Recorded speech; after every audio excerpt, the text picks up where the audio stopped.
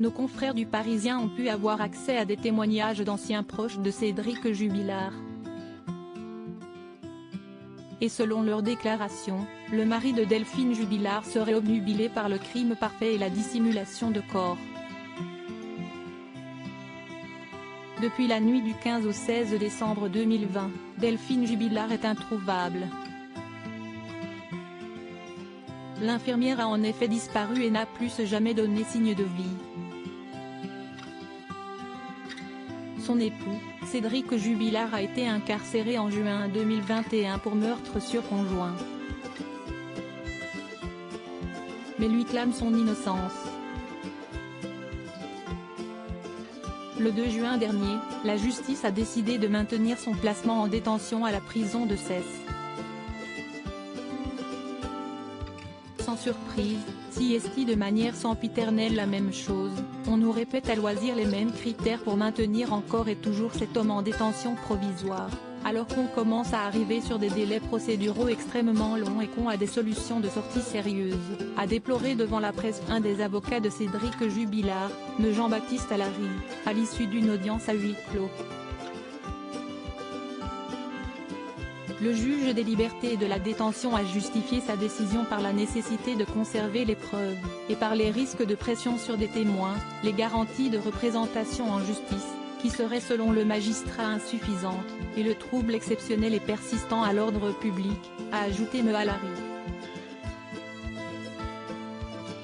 Si l'enquête se poursuit, de nouveaux témoignages apportent des précisions sur la personnalité du père de 2 enfants. En effet, nos confrères du Parisien indiquent, dans leur édition du jeudi 8 juin 2023, que le mis en examen aurait prononcé des phrases terriblement inquiétantes au sujet de son épouse. En effet, selon les enquêteurs, l'artisan plaquiste serait obnubilé par le crime parfait et la dissimulation de corps.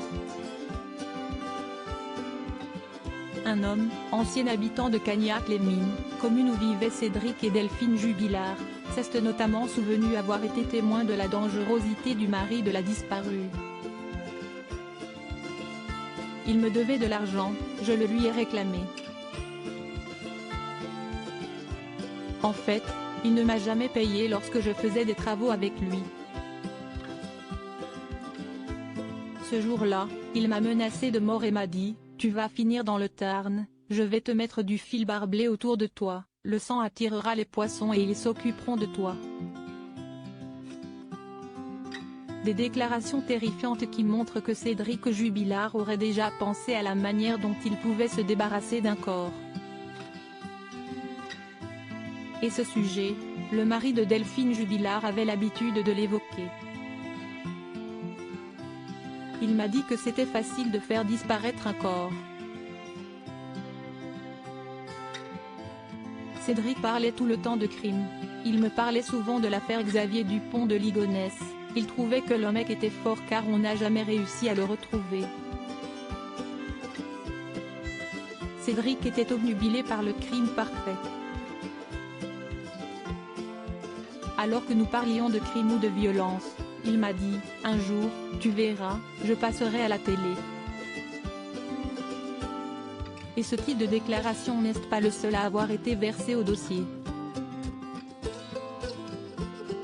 En effet, un ancien collègue de travail de Cédric Jubilard s'est souvenu d'une scène qui se serait déroulée lors d'un repas chez la mère du mis en cause.